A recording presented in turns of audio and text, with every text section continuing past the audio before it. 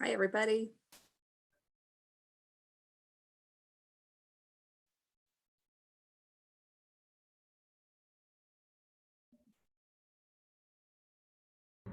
Oh, hey, Ryan.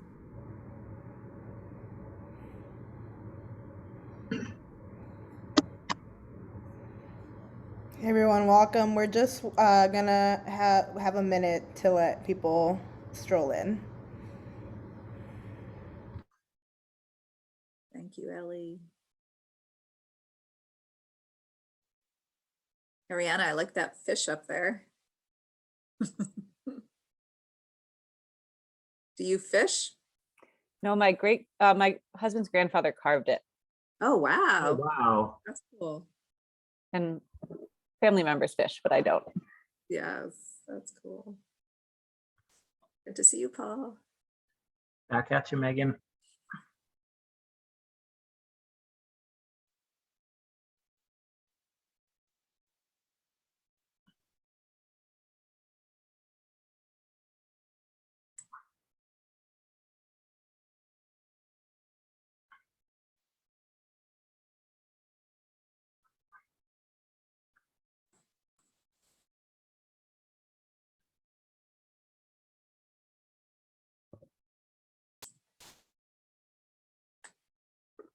Oh, minutes.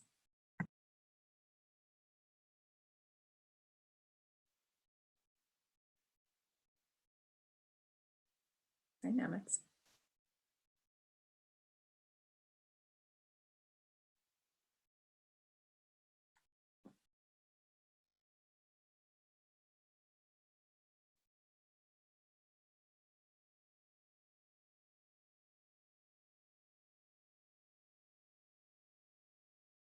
Hey.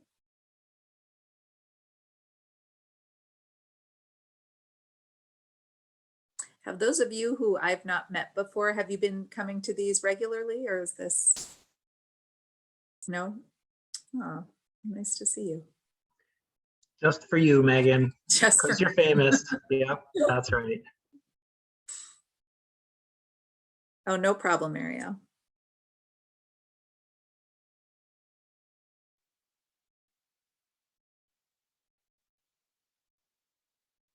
Hi there.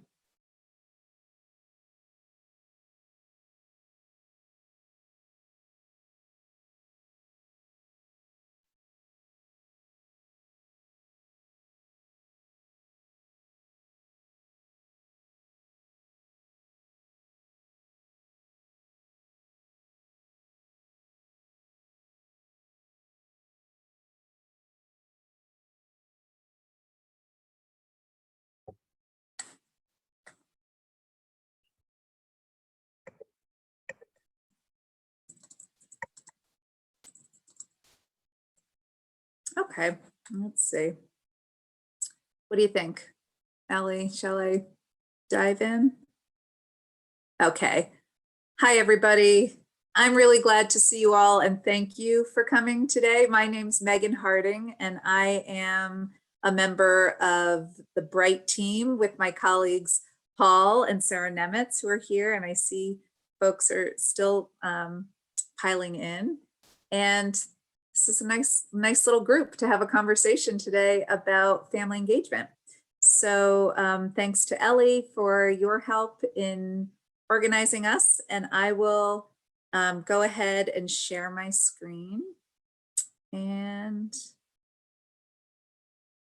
here we go. And so Ellie, will you be keeping an eye on the chat there? I'm happy to do it as well. Oh, you got it. Thank you. That's great. Okay. So I was just thinking that this feels like the old days for me because I'll introduce myself a bit more in a sec, but I have a senior in high school, and today, because of like in between terms, they're at home, but they're actually doing a virtual class because they do one class outside of the high school. So I'm on this Zoom and my kid is on Zoom school right now. So it feels like a little time warp back in the day. But anyway, okay, so this, for those of you who are new to this series, this is part of the Thriving Minds PD series that my colleagues, some whom are in the room, have played a really key role in bringing together, and I'm really honored to be a part of it, a part of the conversation today, to think about family engagement. So welcome. And my name, as I said, is Megan Harding. I'm a family engagement specialist as well as a parent. And, you know, the conversation we're having today, and the conversation I like to have with folks around family engagement, is collaborative and a bit informal, but the collaborative piece is both my hope that we can have moments of conversation today in this time. And it's also collaborative because my own learning, my own thinking has been developed through conversations with my colleagues, probably conversations possibly with some of you if we've been in community PD together and had time to think together and build upon, as well as personal experiences I've had and, you know, other places. So just really want to note that some of the slides in my deck today come from presentations that other people have had a part of, including some of my colleagues there that I've named have been a part of creating some of the slides in here, as well as a couple other folks in our network. So I'm going to move along. So I think we're actually a small enough group that I was going to do this through chat, but I think we're actually a small enough group. I'd love to just quickly maybe get a show of hands. How many folks in here work directly in schools? And those of you off camera, feel free to just do a off camera hand. Okay, all right. Okay, so, all right, not, so just a few actually. So the rest of you don't work in schools, but work with schools in some way, am I correct? Okay, so last question, how many of you in here are parents yourselves? Raise your hand. Great, and I wonder if those of you who are parents wouldn't mind just quickly putting in chat the ages of your kids.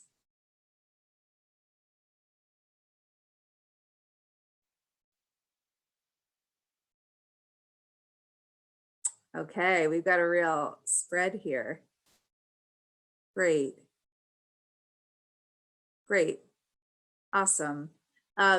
Thank you everyone for doing that. I think that for me, my family engagement work is so primarily informed by being a parent and secondarily informed by the work that I get to do with all of you and folks in schools and folks who work with schools and my colleagues. So, so I saw that some of you work in schools. There's got some administrators. Anyone else just want to kind of shout out the context where you're working? Are you working in a nonprofit? Are you working, those of you that don't work in schools? I'm curious where you're coming from, and feel free to Hi, I'm Ari. I work with Families for Depression Awareness, and we provide educational programming around teen depression and stress for schools. Yes, Ari, remember meeting with you. Nice to see you, hear you. Great, thanks, glad you're here. Anyone else who doesn't work with a school?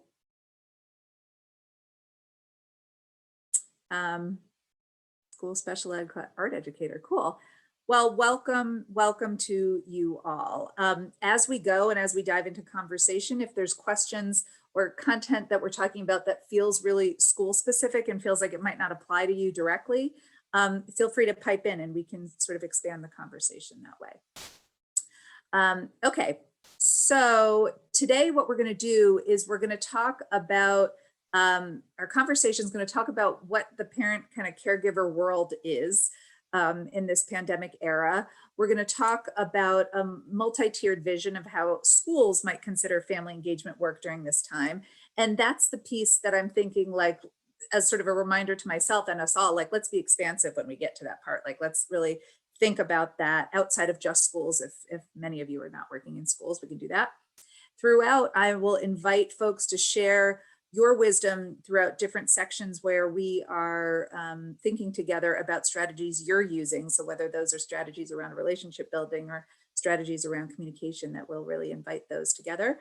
And then I want to really end by sharing, we are lucky in the BRYT network to be able to host a couple of different family engagement supports that are open to all parents of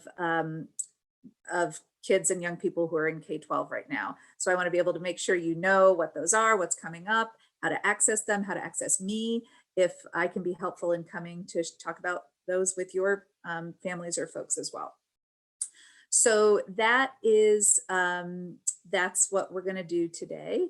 And diving in. So I want to just start with this. I like to start with this. So when we talk about family engagement, when we talk about, you know, working with schools, working with young people, so much of how we think about this work is dictated by how we see things, right? And our cultures, where we come from, but also our perspective and the fact that we all see things differently. So I just wanted to kick off with this. I don't know if folks have seen this before. On the left, we have a picture of a dress, and on the right, we have a word. And feel free, let's start with the dress. Feel free to pop in the chat. What colors do you think that, what color do you think that dress is? What do you see? Okay. Blue and black, white and gold. Okay. Okay, blue and black, white and gold. Okay, so this blew my mind when I first saw this, because all I can see is blue and black. Like my mind continues to be blown when I see that you guys see white and gold. But you see it, and I see blue and black, and both of those things are true. Both of those things are true, and it's not a right or wrong, right? So I think that's a helpful reminder when we think about some of the either tricky spots we get into when we're working, partnering with parents or families, or stuck places. It's helpful to remember that this dress is not blue and black just because I see it as blue and black, and it's not white and gold just because someone else might see, you know, that it really is perspective. So let's bump to the next word there. What do you think that word says?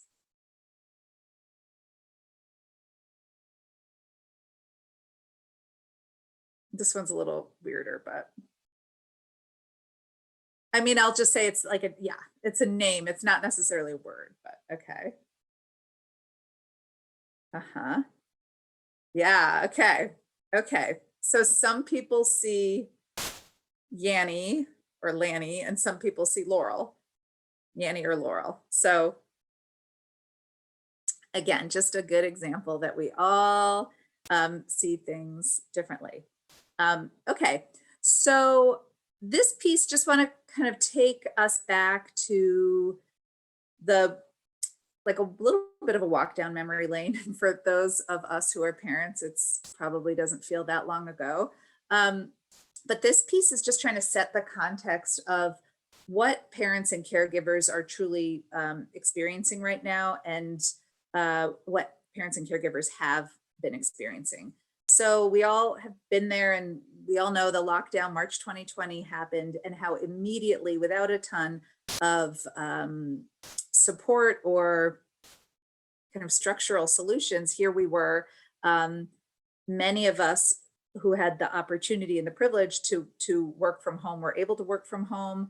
A lot of folks were not able to work from home. Parents, caregivers that were frontline workers had to figure out the stress of exposing oneself to, at the time, everything that we were exposing ourselves to. If you remember, there were, we talked about multiple pandemics back then, continued racial violence, economic uncertainties, all of these were happening with the uncertainty of COVID. And many, many parents were working from home while having to, as we know, oversee school at home. And what a different experience that was for parents who had other adults in the household, who had other support, who may not have had other support, single parents, folks who had 3 kids versus 1 kid, you know, elementary versus high school, all these differences, right? But all of us were trying to figure out how to just get through the day and balance our lives during that time, right? So that was where we came from in the beginning of this. And whoop, there we go.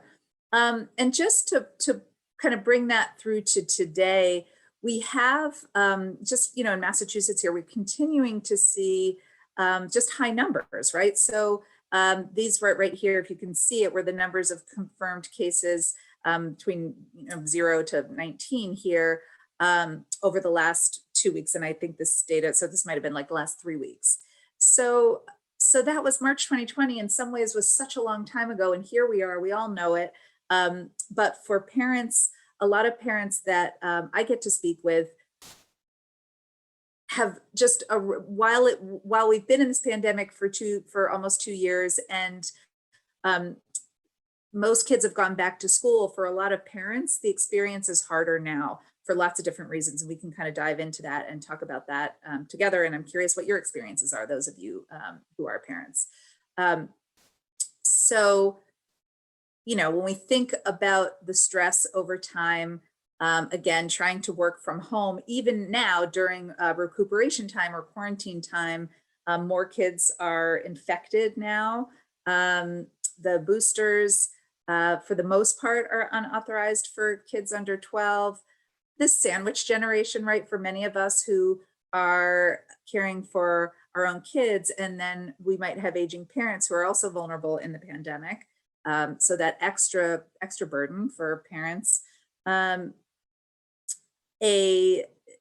number of teacher absences, right, are pretty incredible right now for understandable reasons, right?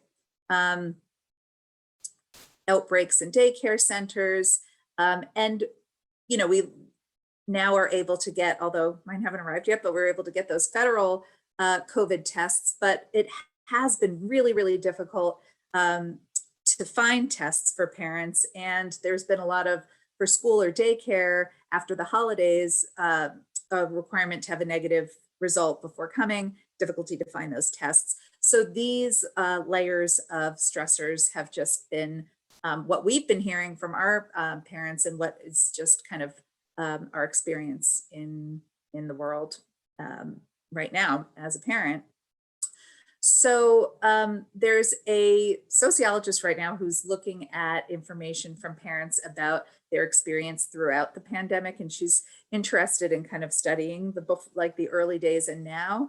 And I was just interested in this because what she found in her study was, in her interviews, were just identical to what we're hearing from our parents. So just the level of exhaustion, and this increase in what we're hearing from parents around this sense of feeling like a failure, right? Feeling like a failure as a parent, feeling like a failure in their job. They can't do either one adequately. So it increases in depression and anxiety, and then just this sense of being on edge. So these were like across the board what we're hearing from our parents. And because of feeling so on the edge, feeling like they're either finding conflict in their home, either with their kids or with their partner. And so that kind of cycle as well. So I want to pause for a sec and just hear your responses to this, what you're hearing in the parents' families you are working with that are maybe different, maybe the same as some of these things. And again, this sociologist was talking about part of what's causing so much stress is this, what she says, a huge mismatch between this notion of we're back to normal, an idea that we're back to business as usual, schools have opened, and yet the gulf of the tension is really not lining up. And that's, again, something we're hearing loud and clear from our families. So I was really struck by that. So I'm going to pause there. I'm just curious what I've shared that folks who are studying the parent experience right now, what this is matching up with my experience with talking to parents. Those of you who either, if you're willing, if you are parents, or in your work working with parents, how does this land when you look at this? What are you hearing? Does this seem like what you're seeing? Are you seeing something different? What do you hear?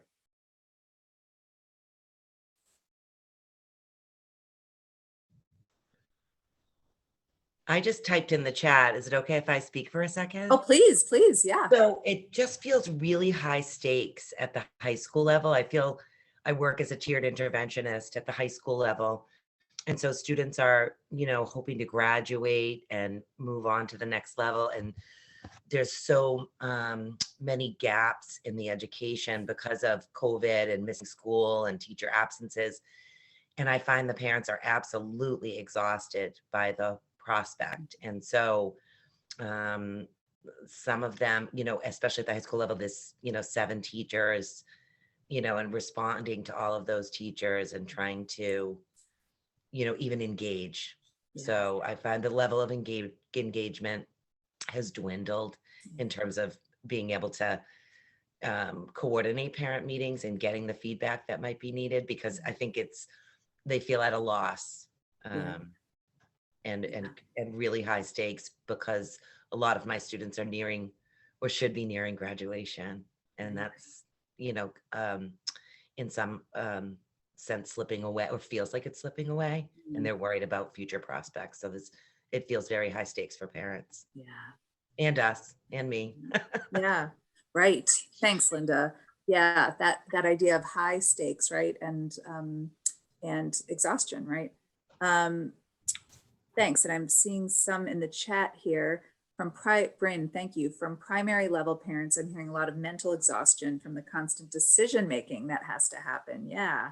And problem solving, right? That's what we're hearing as well, right? Decision-making and problem solving. And Marissa says a lot of fear about health and safety of their families and feeling pressured to sacrifice that in order to meet other expectations. So that's exactly right, right? That's also what we are hearing, this crunch and this impossible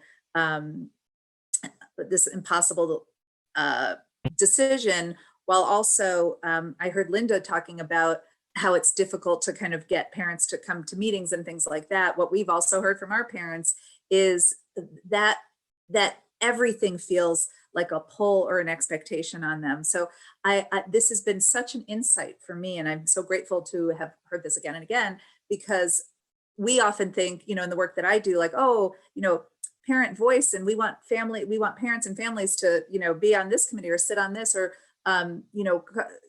join us in this role. And our parents are feeling like just the data, having to drive 2.5 hours to get a test, coming to it, it just feels like pulls on them, pulls.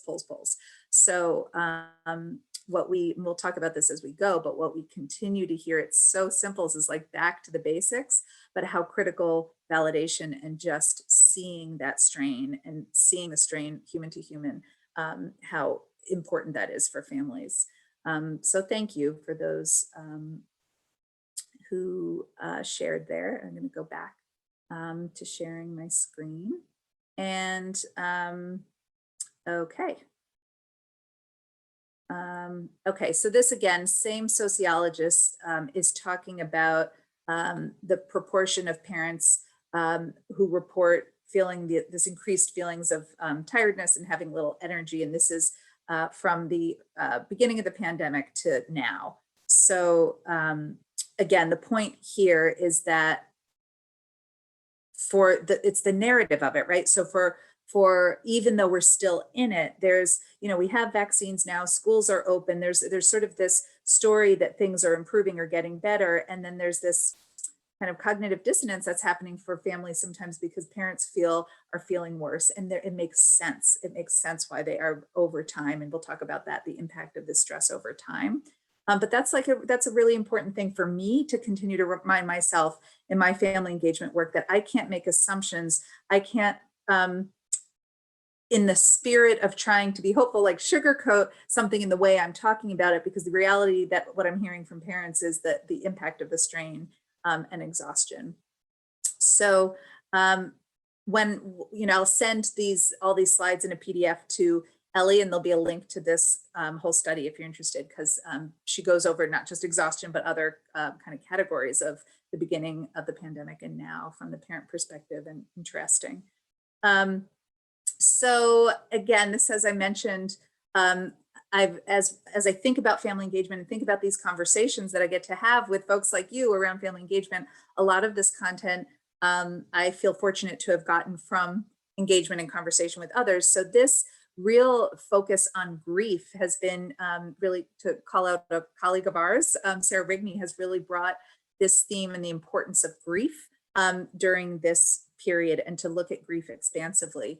So just wanted to make sure to include that as well, that lens. And I guess what I'm curious to put out there and to offer is, how might our work with parents, our relationships with parents, our interactions in this moment, with whatever it is our goal is with parents, like if we're trying to build a relationship, if we're trying to increase participation in something, if we're trying to get parents to collaborate around school, where whatever the or collaborate around treatment, or what whatever it is that you, and I'm curious to hear that piece, because I think sometimes we think about family engagement, and then I want to always inquire for what is the purpose of engagement? What are we looking to? How are we looking to engage parents, to what end and for what purpose?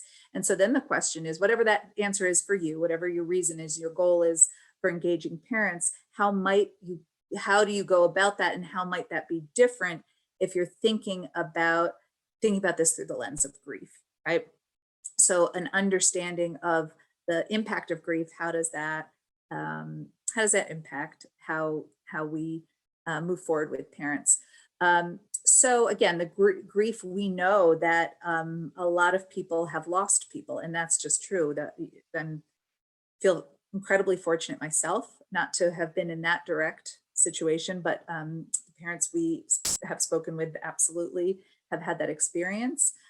So it might be family members, community, partners, colleagues, and then normalcy, right? Routine and structure. We have yet to return to, and we won't return, right? Because we are in a new era, right? But that routine that we once maybe relied on, I know for sure mine, I haven't seen in 2 years. That is, that's a loss, right? That's a loss. And then the certainty, right? I mean, just if you can even remember what it was like before the pandemic, like how our minds, our outlooks, how our sense of predictability, our sense of, things have changed radically. And the certainty around both kind of routine, disrupted routine, but also the uncertainty that we hear from parents that does come up around finances and the financial implications and the uncertainties there. And then the way that human connection has changed. So I want to pause there too, and feel free to unmute and just kind of share out loud. But I'm curious, what else, when you think about this lens of grief and think about it widely and expansively, what else, what comes to mind that you've heard that parents are experiencing or have experienced around this notion of grief?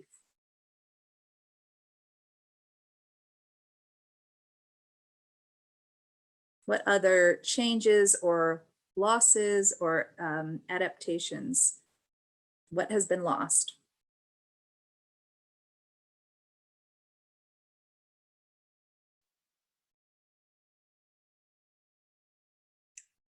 Hi, Megan and all. I would add just beyond COVID, like expanding it to just thinking about when their child loses or doesn't have like a certain ability, and sort of that lost dream of what their child was going to be, and sort of coming to terms with who their kid is, and making meaning of that. And so learning that who their child is just as valid and important, but also as a parent, sort of that guilt or grief of what could have been. Yes, Ari, thank you so much for that. Yeah, that and I appreciate that so much, because that highlights, and Ari does, I got a chance to speak with Ari a while ago, and does incredible work with parents of as Ari noted, kids living with depression, and the impact, the huge rates that we know, the increase in kids experiencing anxiety and depression through this pandemic, for all the obvious reasons, right? The isolation, the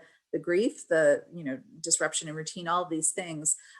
So on top of parents themselves experiencing that, having no idea how best to be there for their child that might be experiencing some of this, And then exactly what Ari's saying, that's such a great example of how grief shows up and how we pivot, right? How we pivot, you know, reluctantly or not, or when our kids' realities and worlds are changing, and how do we adjust? And there is a grief to that, right? It could be a grief of what I visualized for my kid, right? I can relate to that. Thanks, Ari. That's great. Okay, so I want to, yeah. So want to also point out here that in the pandemic, I mean, all the time, but in the pandemic in particular, the disproportionate impact and strain on BIPOC parents and caregivers. And this shows up in so many ways. So this could be, thinking about the beginning of the pandemic, who got to stay home and who had to go before we had even masks or, certainly vaccines, things like that, so really thinking about that piece, thinking about, what the data tells us around who are the primary breadwinners for the family, and then the percentage of annual income. When we talk about the impact of the economic strain across the board, the percentage of annual income that goes to caregiving. And if you look at these numbers, 44% for Latinx families, 34% Black families, 14% white families. So, all of that has a disproportionate impact. And then looking at these settings, right, where care settings, so either daycare or senior facilities, these places where there's a higher proportion of women of color in particular working in those occupations. So obviously we remember in the beginning, those were some of the places that were most hit, right, with COVID. And then, and we're either shut down, where folks were losing their jobs, getting COVID. So really pretty important. Just wanted to say, so I don't know how many of you, I actually just learned about this, but this notion, so, a lot of people are talking about it has been so rough, right? And at this point, it is beyond the beyonds, right? It's hit this level of absurdity. And there's multiple communities that I have heard of. I've never known anyone who's done this, but multiple communities that are now having parents, and a lot of times parents who identify as mothers, show up and just scream in the woods or in a park. Some of you have heard of this. This is new to me, but what a moment in time, right? What a moment in time to, and a mirror, right, to what folks are experiencing. And so all of this is to say, to kind of return back to that idea of stress, right? And stress in and of itself is not a bad thing, right? We talk about that. Stress, normal, healthy levels of stress can be a motivator, right? It could be what gets us out of bed in the morning, or, if we have a deadline, helps us meet the deadline, whatever the thing is, right? But when we look at, and this is some of the work that's come from Dr. Bruce Perry in the Neurosequential Network, but when you look at the difference between predictable, moderate, and controllable stress, that stress actually is resiliency building, right? That leads to, that's a good thing. It's a good ingredient.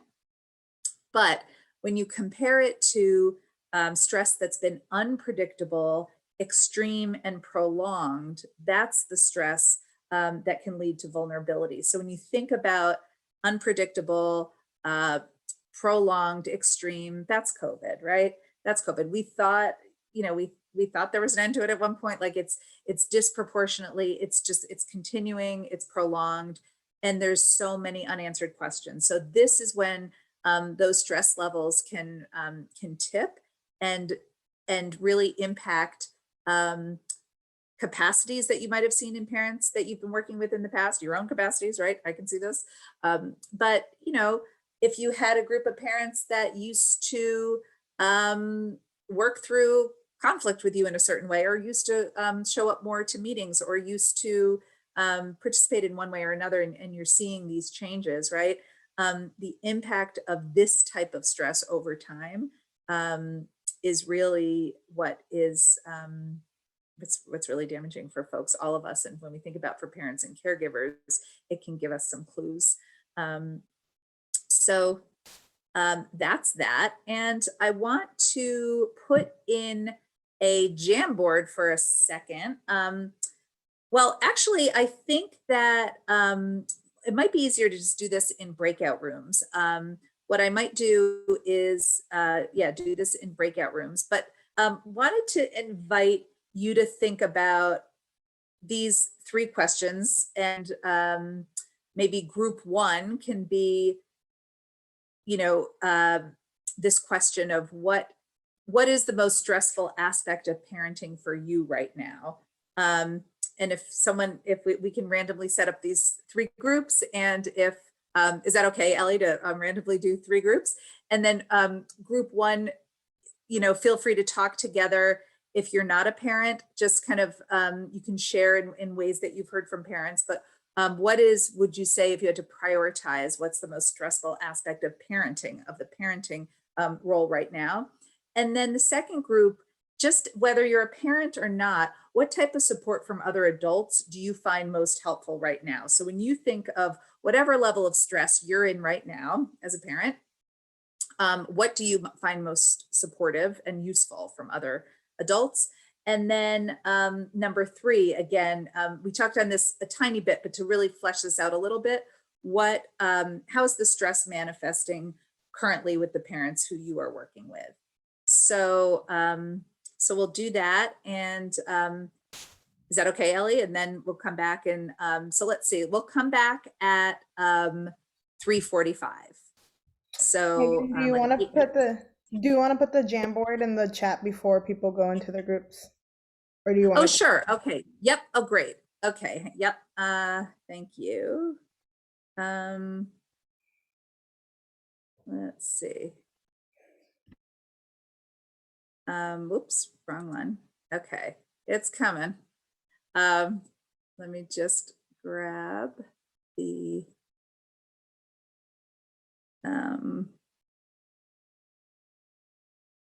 there we go.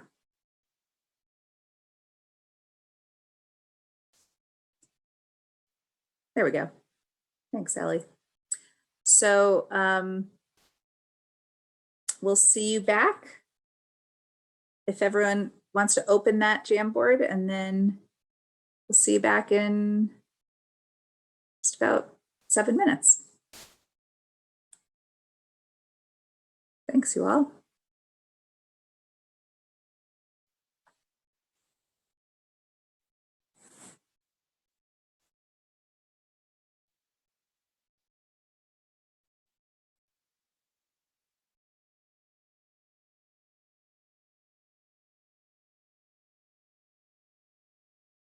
Anne Marie, are you there?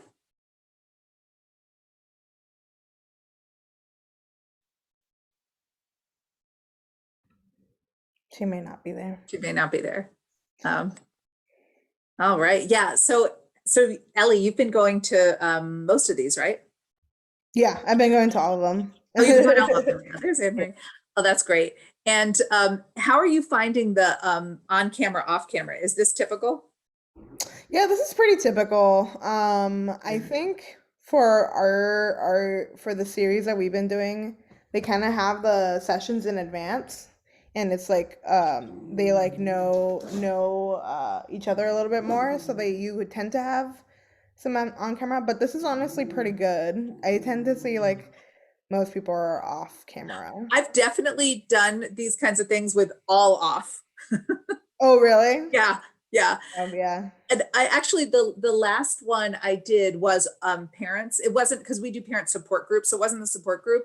It was like a one-time like talk that I was doing for a school for their parent group, and it was like a good turnout, but all off camera. And it is the first time I've ever done. I was like, okay, just Yeah.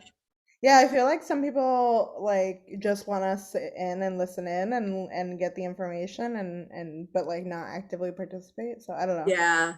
Well, I get it. Yeah, I mean, I can understand that too. Do they get CEUs for these? I believe they do. Yes, I think so. Yeah. Yep. Wow. Yeah. That's So cool. I'm And so, and what do you do at the Rennie Center? I'm an associate, so I mean, it's a loaded question. I do everything from like tech to project management to policy brief writing Oh, wow. to keeping things together. Wow. On a lot of different projects. So this is probably my main project, the Thriving Minds work that we do.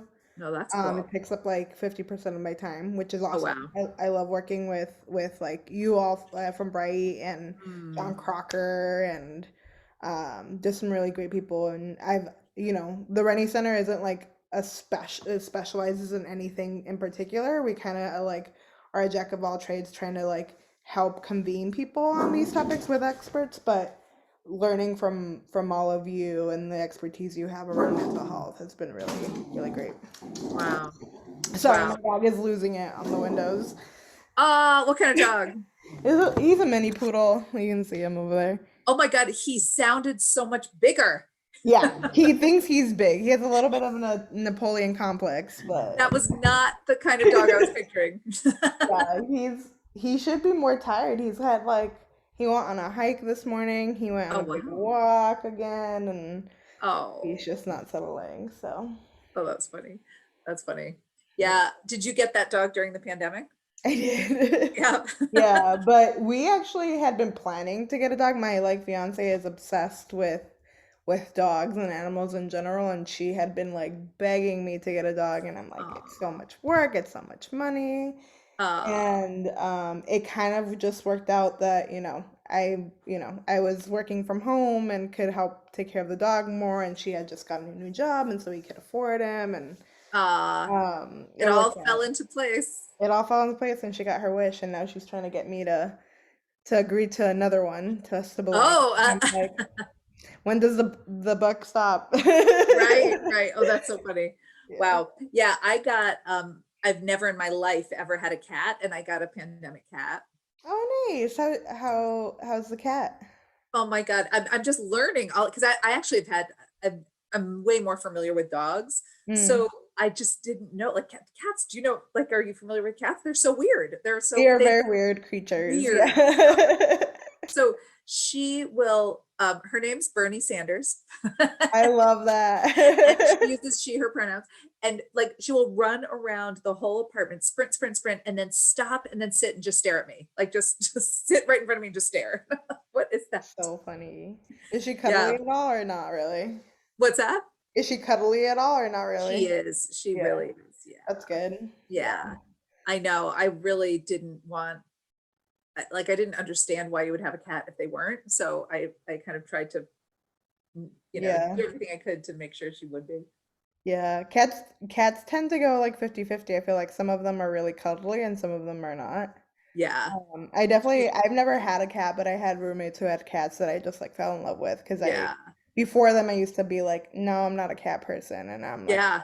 I, I know. I'll take a cat, but You can I'm see it. definitely more Yeah. of a dog person for Yeah. sure. Me too. Me Yeah. too. I always said that too. That I would never have a cat and I wasn't a cat person, but then I can't where I live have a dog. And the pandemic, I swear, I Mhm. was like, all right. You need a pet. I mean, I think like they really are.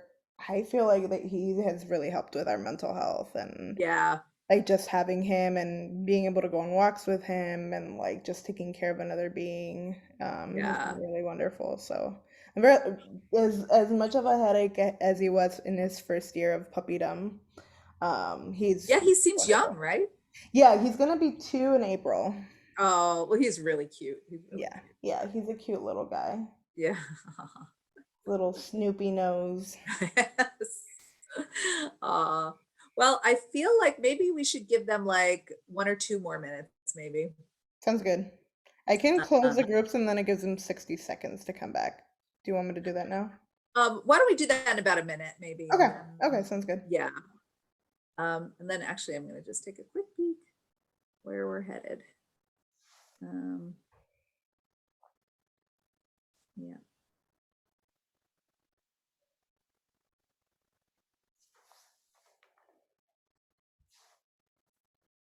Okay.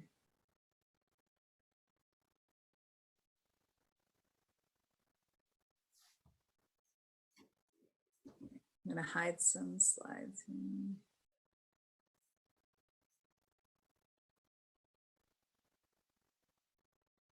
I love that Nemitz is in a room right now.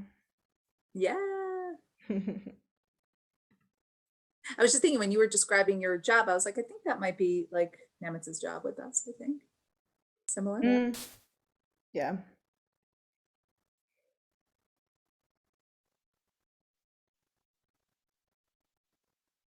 What is Nemitz's title? God. I think she's a like, well, I think she's something like a junior program specialist, but Okay. that doesn't even fit anymore. Like Yeah. she does like what you're saying, like you do kind of everything. She sort of does everything. Yeah. Okay. It's 3:46. Are you good with me? Okay, closing? yeah, that's great. Okay, cool.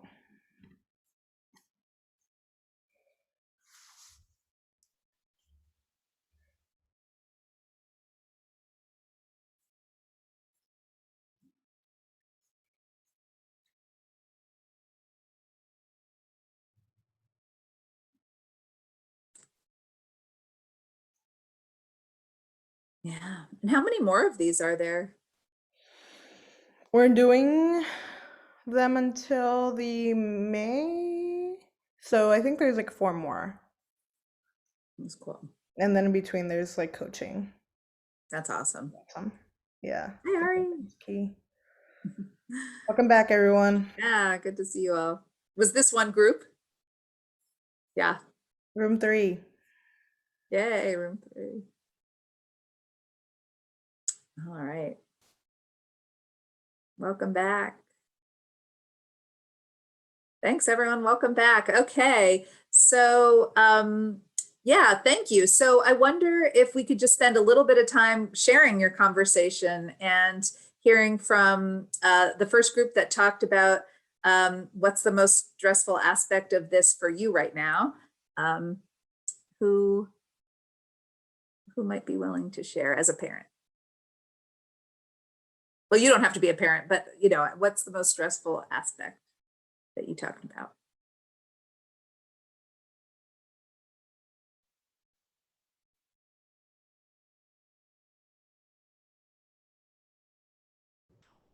Hi, everyone. Hi. I'm hoping my microphone stays working. So we talked about a lot of things that we tried to encapsulate on our Jamboard, but I think the big point that we had kind of left with before we rejoined the group is that right now, like the way our society is set up is families tend to rely on a lot of systems because they have to interact with them on a daily basis, whether it's their schools and childcare resources, buses, their workplace, etc.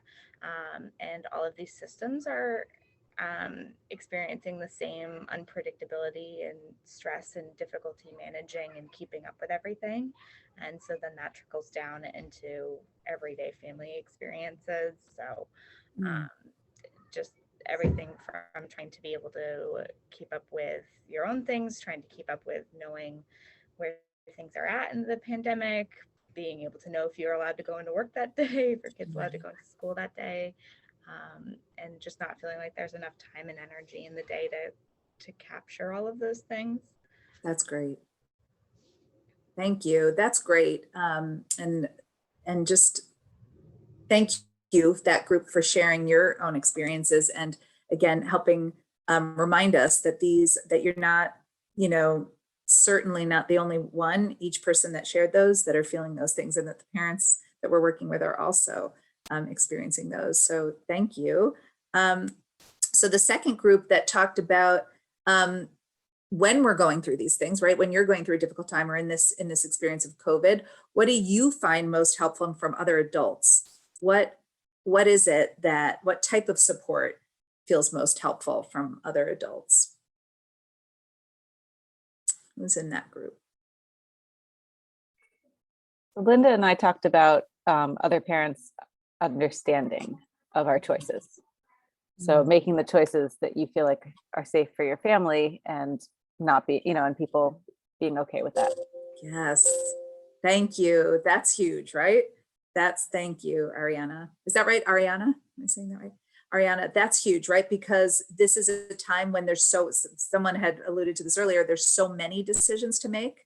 And so you might not make the same one I might make. My kids, friends, parents might make a different one than I make. And that's just what it is right now. And so what a difference it makes to meet that difference with even subtle judgment versus, expansiveness again. Thank you for that. Yeah. Anyone else from that group want to share anything? That's super helpful.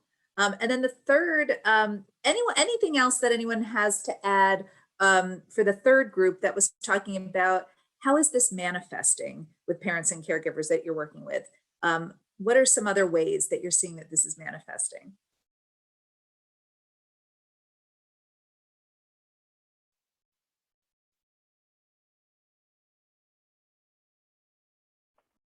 I can unmute and talk. We talked a lot about the grief processing that I don't think is being done, and that we're dealing with like a large scale event that I'm not sure that we are really looking at how, like in comparison to a world war or something like that, where we're not preparing people for what they're going to experience, but we also don't have data from the past. And we also talked about the behaviors that are manifesting because of it. And that's difficult for parents. So that's difficult for kids. There's no consistency. You never know who's going to be out. And so those were just some of the things you're seeing. Thank you. But getting through curriculum on top of it was another. If you're dealing with so many behaviors, how are you going to get through the curriculum? Thank you so much, Charity. Yes. So two huge things, right? So it sounds like your group is absolutely seeing the grief, but then seeing the increase in the behaviors in kids around how kids' bodies are trying to process and navigate all of these, this unpredictable stress and this compounded stress over time. And so you're seeing it play out in kids. So sorry about I'm in the funny light right there. There we go. You're seeing it play out with kids and students, but then how that impacts those of you who are working and responsible for kids and families in your work or in your school day. So thank you. That's really helpful. And again, all of that I think goes into the pot around thinking about when we're having a challenge working with a parent, a caregiver, or families, what to remember, all of these multi-layered experiences that are behind it.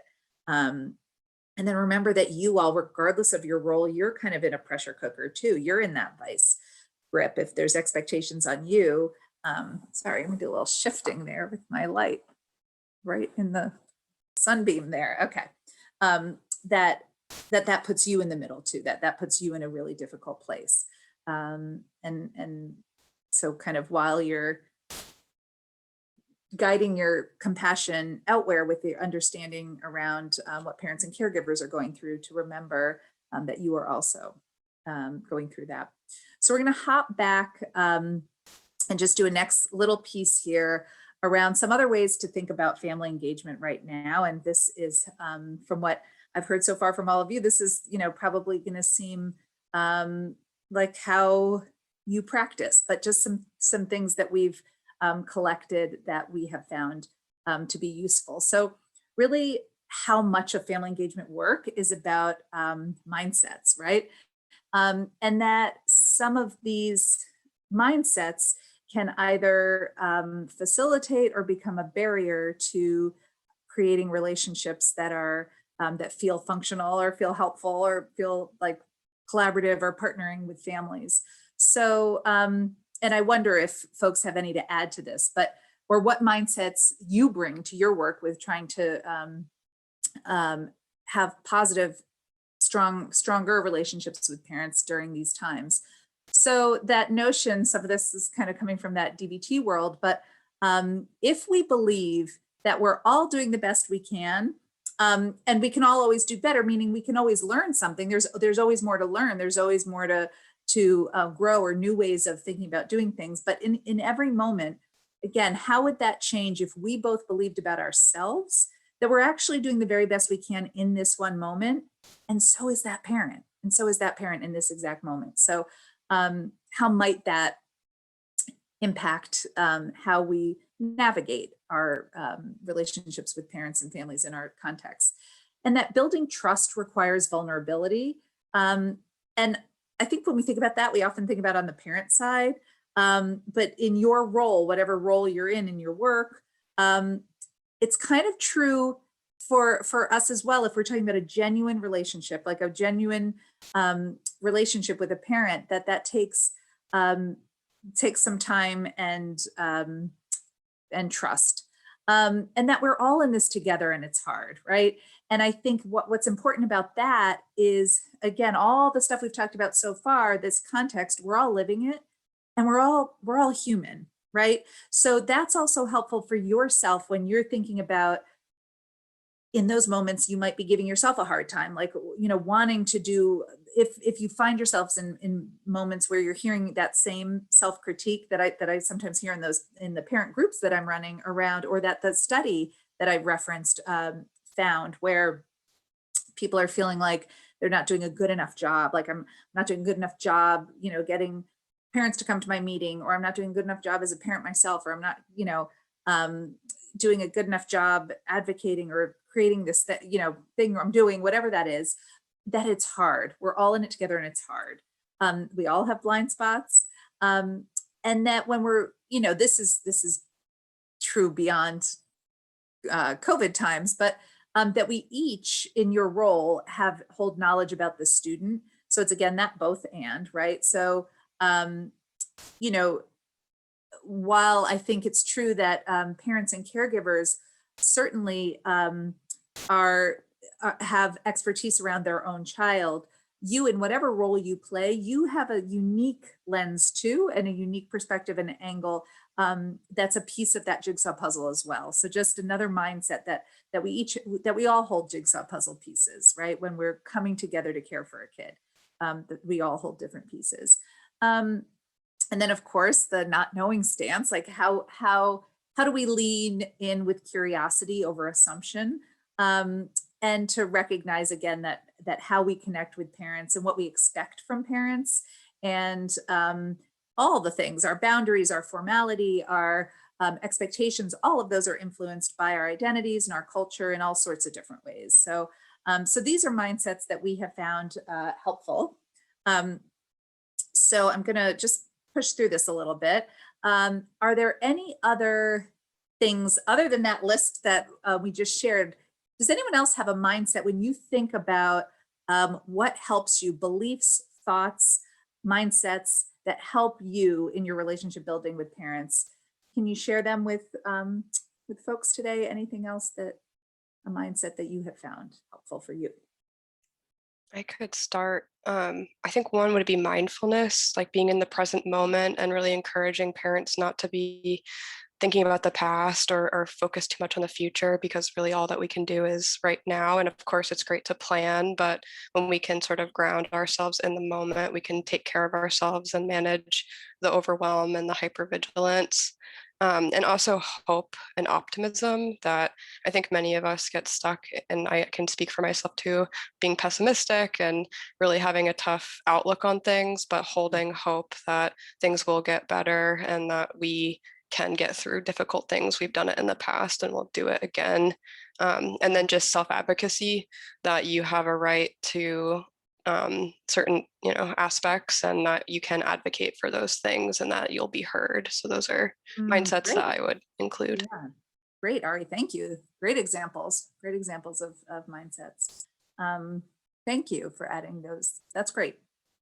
Okay, so I will move us along here, and just want to acknowledge, does anyone else have, I'm gonna, Anne-Marie, let us know if you have, I think that was maybe, let us know if you had wanted to say anything. I also want to acknowledge that regardless of your role, building relationships during this time is harder than building relationships during a non-COVID time. Like, that's just true. And some of you, depending on where you work and what your role is, may be charged with building relationships over the computer. And that's even harder, right? So want to acknowledge that. And when we think about building relationships across difference, that again, it takes time, it takes that trust building, especially as we know the history of sort of family engagement in schools. There's a lot of reasons that a parent might have distrust of a school. So if you work in any way with a school, if you work in a school, then you may be seen as school, right? If you work with a school, you might be seen as representing school. So it's really not personal, but it could be that there's been sort of any degree of educational trauma that that parent has experienced. They may have experienced deep racism in their own schooling. They may have experienced just sort of not great communication from a school of, a younger child. They may, any kind of, they may have experienced being misserved by school. So all of that we carry with us. We carry our own schooling in how we see and how we're able to see our relationships with schools, folks at schools. So building the relationships across difference and across the computer can be hard. But again, thinking about awareness of our own identities and where we hold privilege and how that can show up in our relationships with parents. I think sometimes many of us, and I have certainly been in this place, I sort of want to believe that, I want to believe that we're in like this, powerless place, and it's you and me, and we're partnering around this kid that we care about. But that's not true, right? So I may be in a professional capacity, they may be in a parent capacity. I do hold power in some way in that relationship, as much as I want it maybe to be like, a totally equitable in some ways. That's not going to always be the case, depending on what the relationship is with the parent. What are simple ways that we genuinely convey care? And for this moment we're in right now, and again, this can be so simple. This is what we hear back from parents all the time that they appreciate from schools. A moment. I mean, we hear this from kids too, when kids talk about the power of eye contact and a wave in the hallway. So what is the parent version of that, right? Is it, the difference between, if you're sending an email about a child, a few words like, and how are you? Something that simple, like, thinking about what are the simple ways that we can convey care that's genuine. And then this idea of how can we find connection can be with the parent directly, or it can be in your own thinking about the parent. Like sometimes we can feel, I have found myself in the past if I'm in a really tricky spot with a parent, I can feel very distanced and feel like, I can't, almost polarized. I have found myself in those places. And so thinking about where can we find connection from the broadest, like we are both human beings, right? We are both trying to get through this struggle, whatever this piece is that we're trying to get through in service of this kid or in service of the school, and trying to find those commonalities, even just for yourself, in the service of increasing the empathy there. And then again, to Ari's point, when we're thinking about the value of mindfulness, right? Or validation or other commitments that we hold when we find ourselves in especially experiences of conflict, which we found validation so helpful.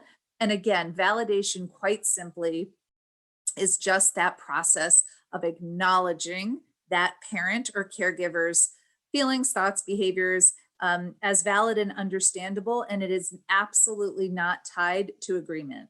So it doesn't, to validate a parent's experience does not mean you have to agree, but the validation, when you first think about it, it seems like such a, just sort of like a nice thing to do, but the research on it is so powerful. Like it really is, it can really change parent mindset, parent behavior, action. I know I was working with a group of parents in a community outside of Boston who happened to be in a group together because all of their kids had been hospitalized inpatient in a certain hospital, and that hospital required for the kids to go there required parent participation in a series, like a workshop series.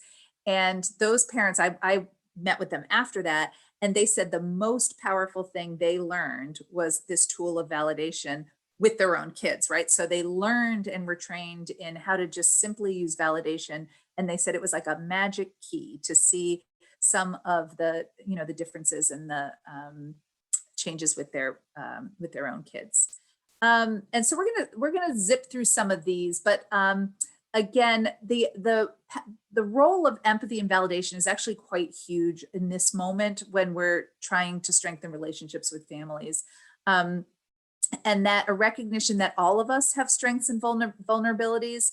And this is just a helpful internal exercise with myself or my colleagues, my family engagement team, right? If we're having a really conflictual or troubled time with a parent, to really kind of make ourselves think about what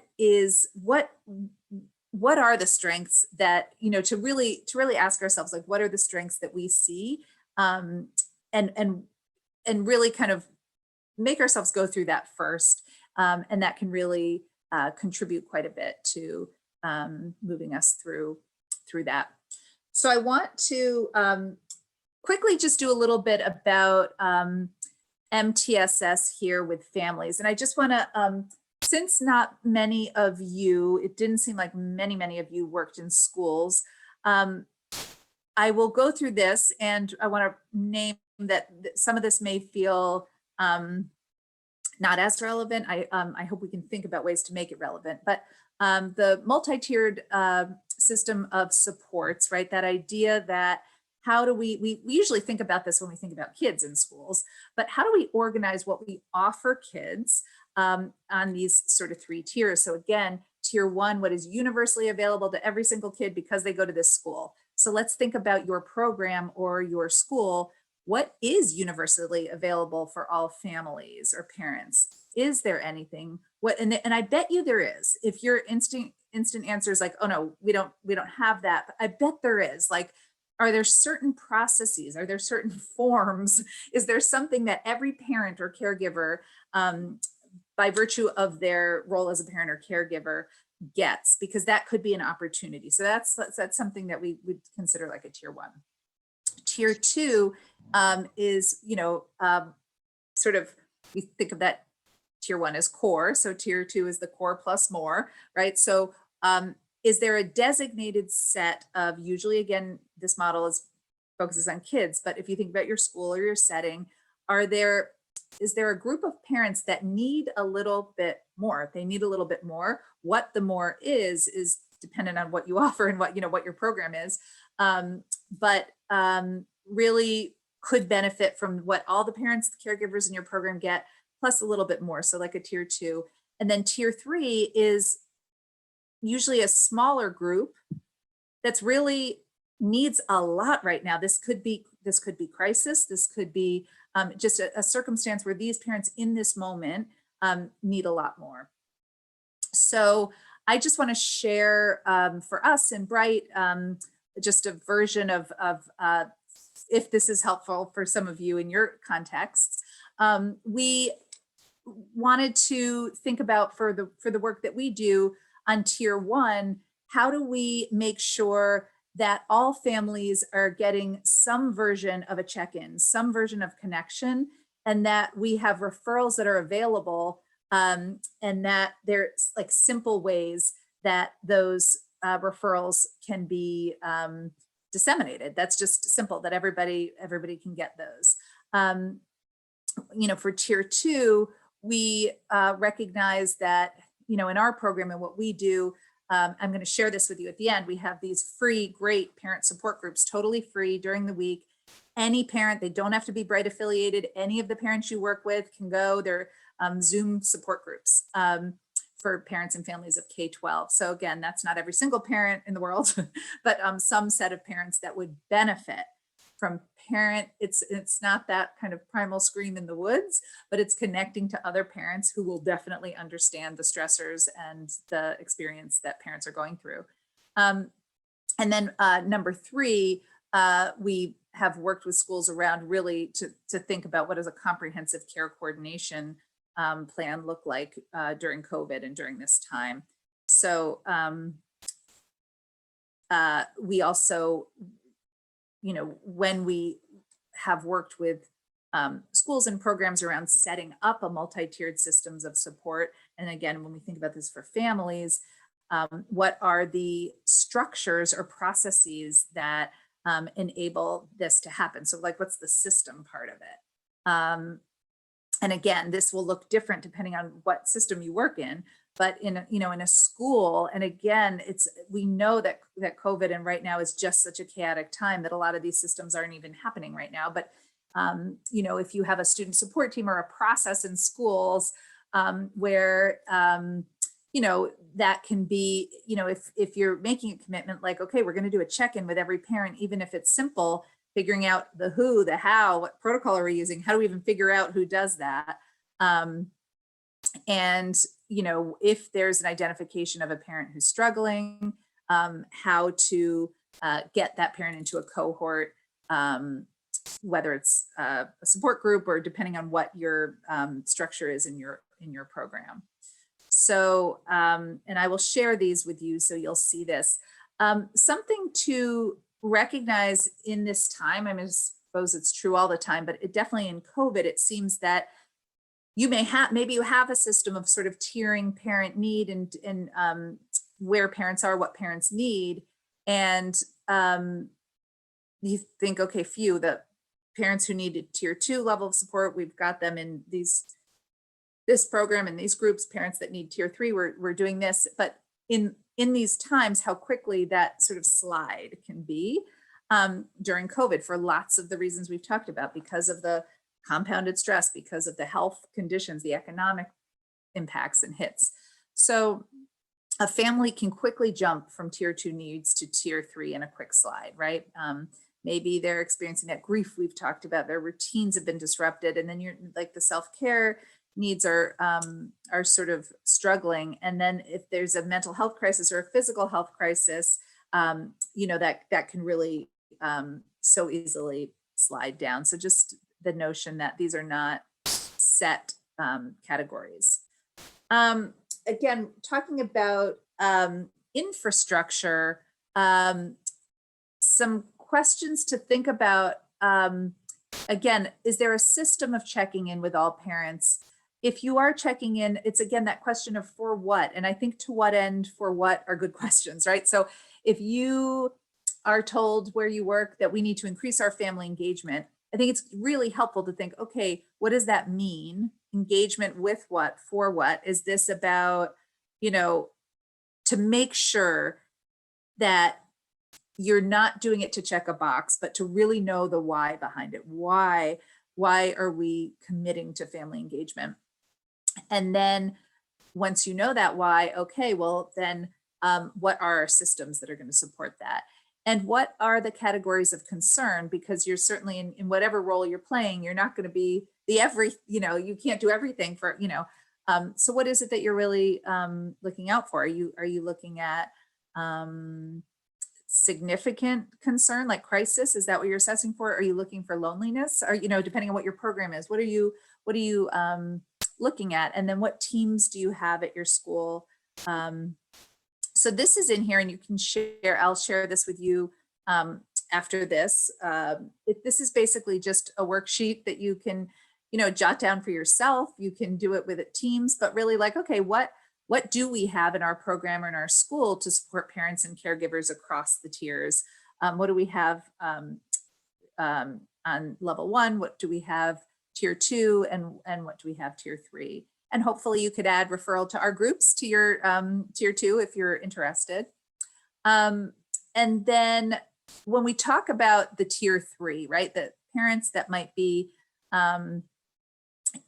in the most difficult spot, whatever your role is, if you're in a school, if you're working in a community-based organization, how, again, you can't do everything. So it's going to require knowing who the community partners are in your area that provide those sorts of things. And so how critical and simple it is to just make sure you have an updated list of the resources and supports for parents and families that might be in that tier 3 place. As simple as that, like a really updated updated list. And if you have a relationship with the point person at each of those, even better, even better. But when we think about what comes after that, all of these things rely on a relationship. So, okay, so you've got, if parents are really in crisis, you know where to refer them. But in order to do that, you need to assess and make sure parents are how they're doing, connecting them with these resources, maintaining communication if that's your role, and some consistent check-ins, again, if that's your role. But none of those things can happen without relationships. So you can update your list without a relationship, but these things. So really, so much of that family engagement work as a system is thinking about, as a system, how do we build and strengthen relationships with the individual parents and families in our program, because it's so critical. So for another times, again, just simple task, but depending on your role, if you have a caseload or if you have a set group of families that you typically work with, it could be helpful with your colleagues to sit down and think, okay, have any of them been sort of like not responding at all, missing? Do they have a history of concern? Are there high risk factors here? Who are these, of the families I work with, who are these folks? And then once you do that, kind of going through and maybe jotting down whether you have a strong enough relationship with them that would support a genuine check-in. And if so, you can jot your initials next to that. And if not, if you don't have a working relationship with them yet, who does at the school? Because hopefully someone does, whether it's because, it was a teacher from last year, or maybe you work at an organization and their cousin works, has a job at that, is there some making sure everybody is sort of accounted for.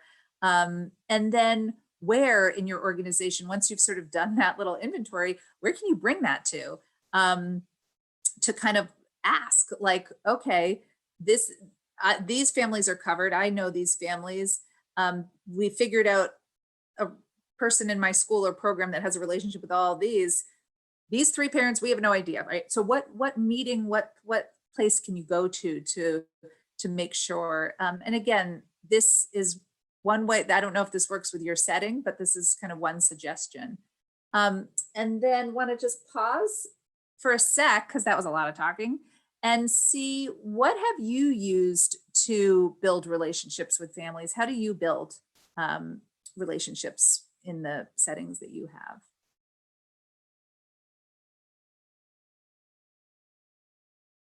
Do you have informal ways? Do you check, what do you do to build the relationships?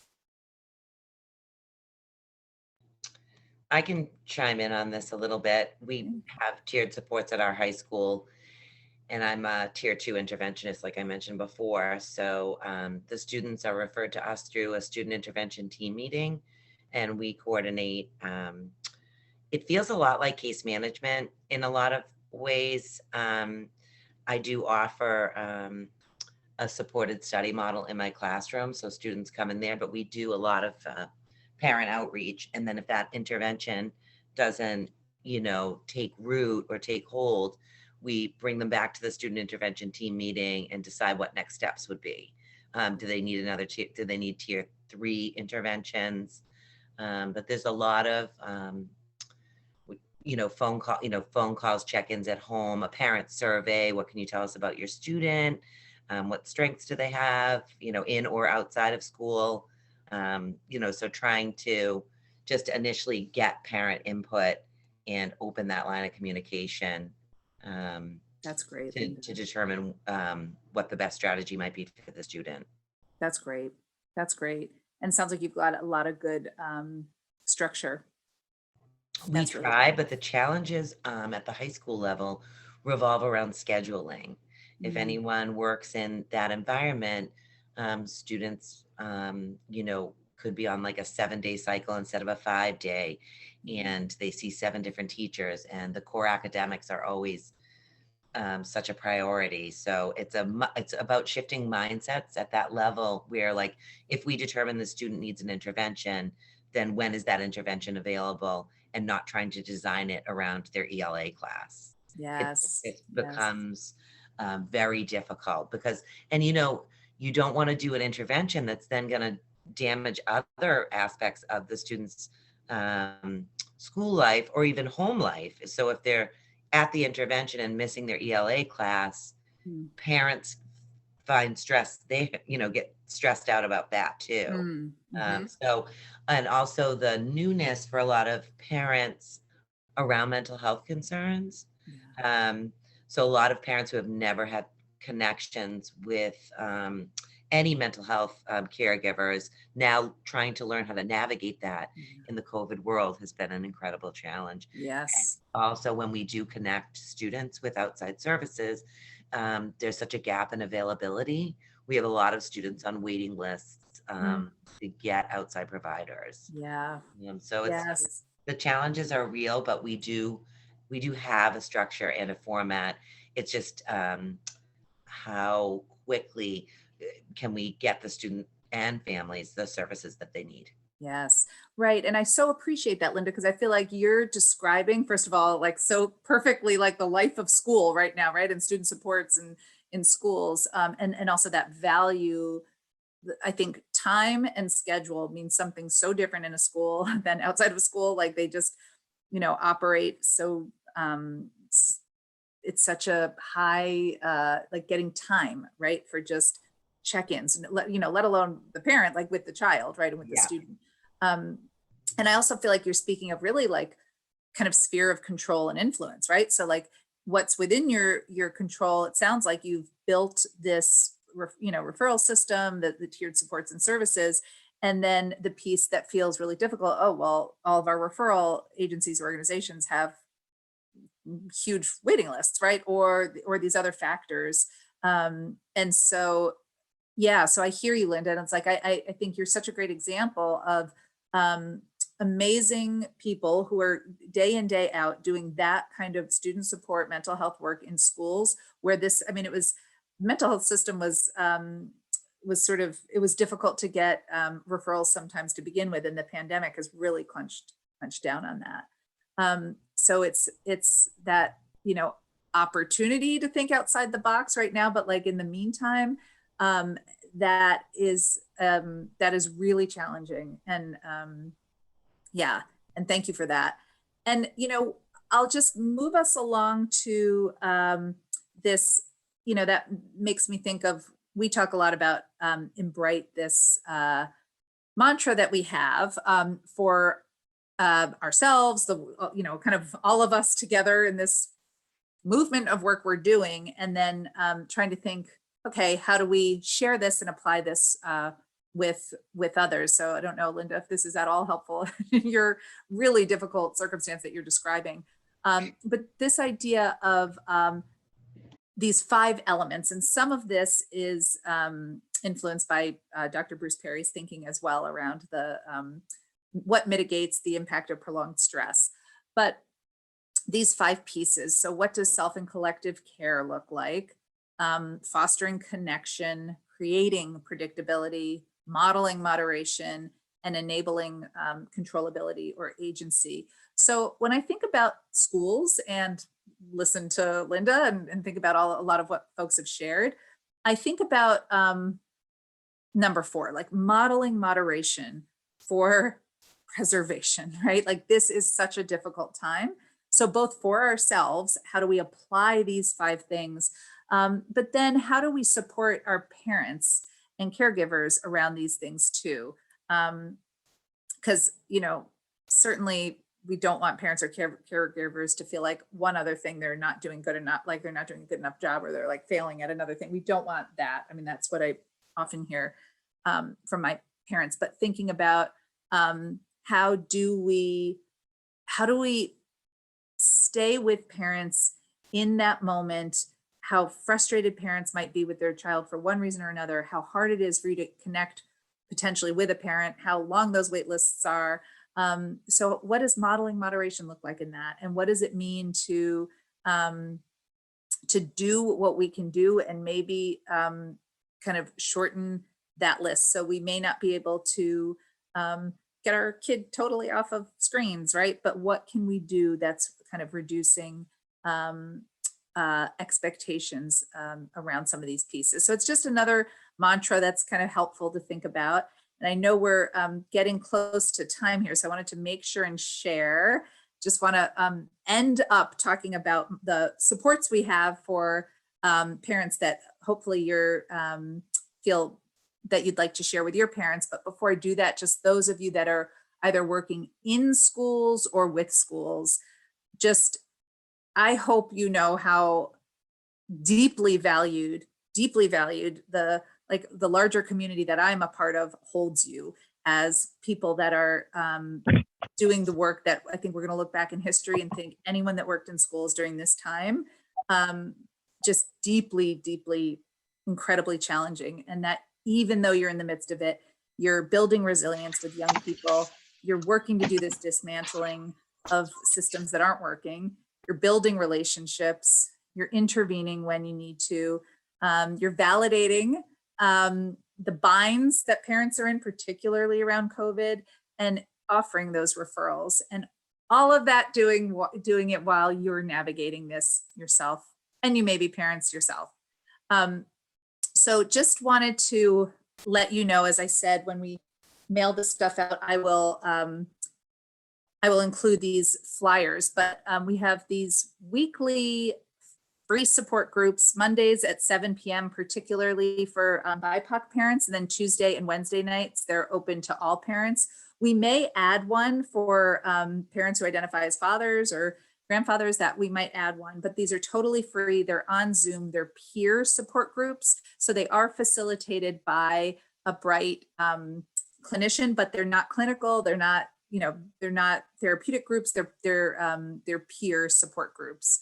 And then we also have these, every so often, these learning events that come up, and we've got one coming up on February 2nd, which is all about crisis. So it's it's a YouTube live event, so parents' faces won't be on, but we can give you information about that. It's all you ever wanted to know about crisis. So we have a doctor from emergency room, we have mobile crisis, we have partial hospitalization, and so parents can just they're going to talk about, when do you call these places, like what's the first interaction you have, what should a parent ask, what should a parent know, and we have more of those, but that's the next one coming up. We also do a BRYT Facebook group, but that's just sort of for BRYT parents, and that's it. So I will stop share there.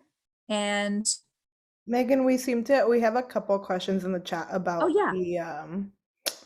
the different yes, great.